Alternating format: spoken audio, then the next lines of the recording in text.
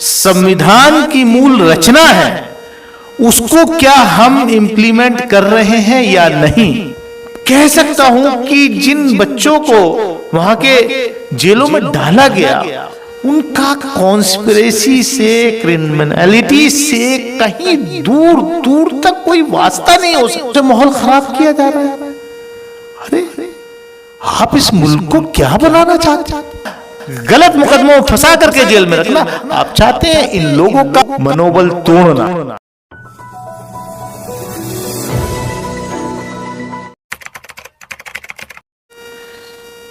कि जब ये यूएपीए में अमेंडमेंट लाया गया था तो इत्तेफाक से मेरा वो एज ए मेंबर पार्लियामेंट पहला सेशन था और मुझे उस वक्त इतना अंदाज़ा नहीं था कि ऐसा होगा, लेकिन स्पॉन्टेनियसली मैं जब उस पर बोला तो आज का जो दौर है, आज जो मिसयूज़ इसका हो रहा है, उन सारी चीज़ों से मैंने on record as a member parliament Lok Sabha में अवगत कराने का काम किया था।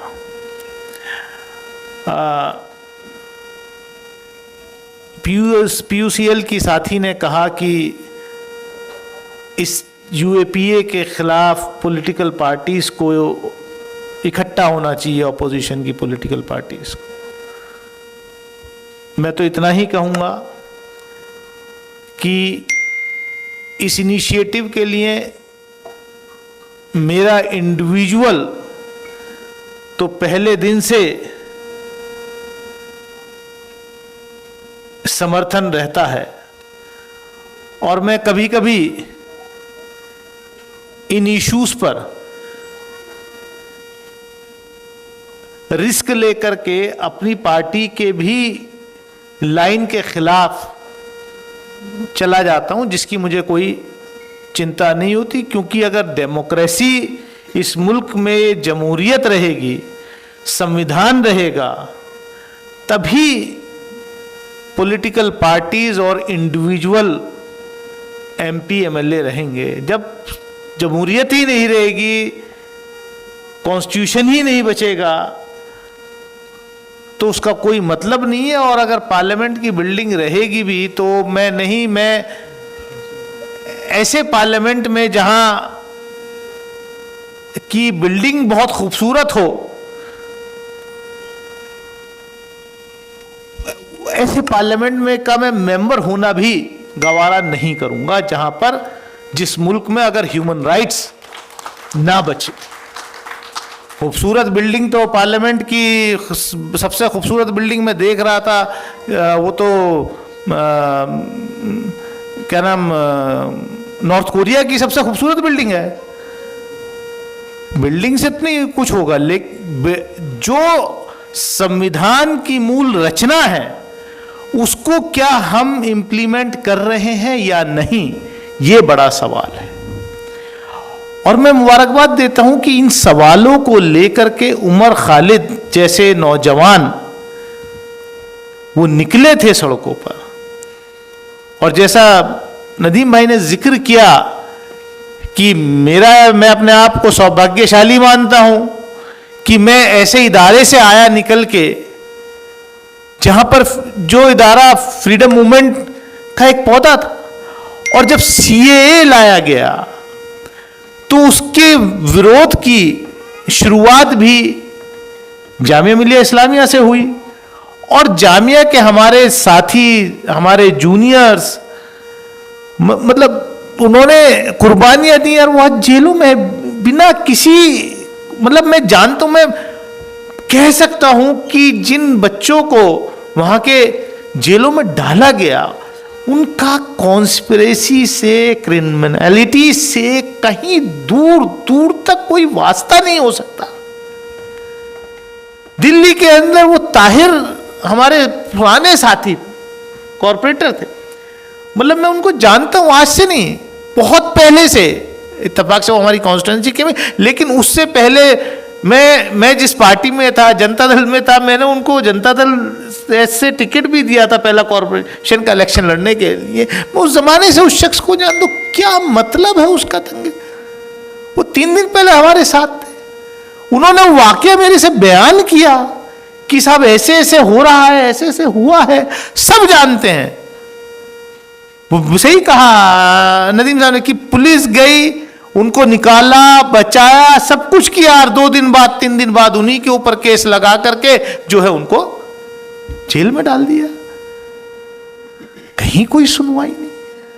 अभी मैं देख रहा था कि किस तरीके से उत्तराखंड के अंदर पिछले कई दिनों से माहौल खराब किया जा रहा है। अरे आप इस मुल्क को क्या बनाना चाहते हैं? मतलब कोई लिमिट होती है किसी चीज की? मतलब ऐसा माहौल क्रिएट हो रहा है और बहुत सुकून से सरकारें बैठी हैं, इस देश के प्रधानमंत्री, गृह मंत्री बहुत सुकून से बैठे। मणिपुर जल रहा था, आप कर्नाटक में कैंपेन में लगे हुए थे। आज क्या हालात हो गए? अगर टाइम रहते इंटरवीन किया होता, जो नॉर्थ ईस्ट हमारे स्टेट पीसफुल तरीके से रह रहे थे, फिर दोबारा वहां चिंगारी लगा दी। उत्तराखंड में लोगों को एक्सोडस किया जा रहा है। कहां ले जाओगे इस मुल्क को भाई?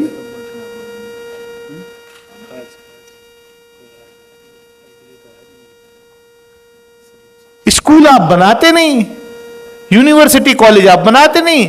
जो हमारे लोगों ने अपनी मेहनत की कड़ी कमाई से कुछ लोग निकले हैं, छोटे मोटे इदारे जिन्होंने बनाए हैं, स्कूल बनाए हैं, जो इस मुल्क की गंगा जमुनी तहजीब को बरकरार रखना चाहते हैं। अगर गंगा जमुना नाम से कोई स्कूल इदारा बना भी लिया और उस इदारे ने अच्छा रिजल्ट बोर्ड के एग्जाम्स में हासिल कर लिया और उसको सेलिब्रेट करने के लिए एक बैनर अपने स्कूल के बाहर लगा दिया, तो उस स्कूल की रिकॉग्निशन आप कैंसिल कर दोगे, उस स्कूल के बाहर बुलडोजर भेज दोगे आप। हो क्या रहा है इस मुल्क में?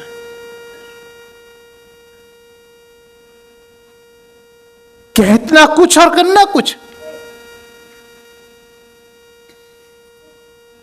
मैं ज्यादा वक्त लेना नहीं चाहता, मैं इतना ही कहूं, मैं जब मुझे मौका मिलता है, मैं जो मुझे लोग जानते हैं, मैं किसी भी इशू पे जब पार्लियामेंट के अंदर मौका मिलता है तो मैं पीछे नहीं ना हटा हूं और ना हटूंगा। क्योंकि ये सवालात जो हैं ये हमारे मुस्तकबिल से, हमारे आने वाली नस्लों के मुस्तकबिल से जुड़े। आपका मकसद हम जान रहे हैं, उमर खालिद को जेल में रखना, उमर खालिद जैसे नौजवानों को जेल में रखना, गलत मुकदमों में फंसा करके जेल में रखना। आप चाहते हैं इन लोगों का मनोबल तोड़ना, आप चाहते हैं कि एक्सेप्ट कर लें कि हां भाई ठीक है। आपकी लोगों की जो सोच है वो कभी कभी ट्विटर पे, सोशल मीडिया पर दिखाई देती है कि हमको आप उनको चाहिए तो सही, लेकिन सिर्फ साइकिल में, गाड़ी में पंचर लगाने वाला होना चाहिए, घर में सफाई करने वाला होना चाहिए, गाड़ी का ड्राइवर होना चाहिए, कोई उमर खालिद जैसा इंटेलेक्चुअल नहीं होना चाहिए जो अपनी कम्युनिटी को, जो इस मुल्क को अच्छी तरीके से रिप्रेजेंट कर सके।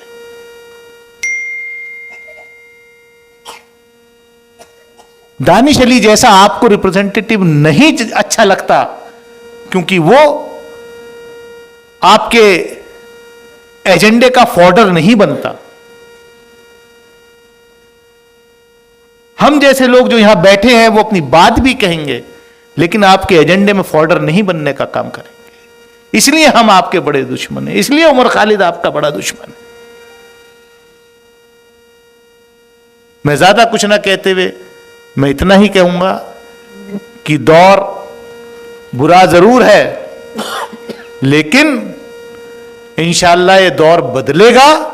लोग जाग रहे हैं, ऐसा नहीं है।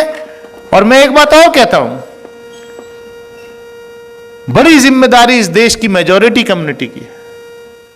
मुल्क अगर बर्बाद होगा, इस तरीके का नफरत का माहौल अगर बढ़ेगा, मुल्क अगर कमजोर होगा, भैया डूबेंगे।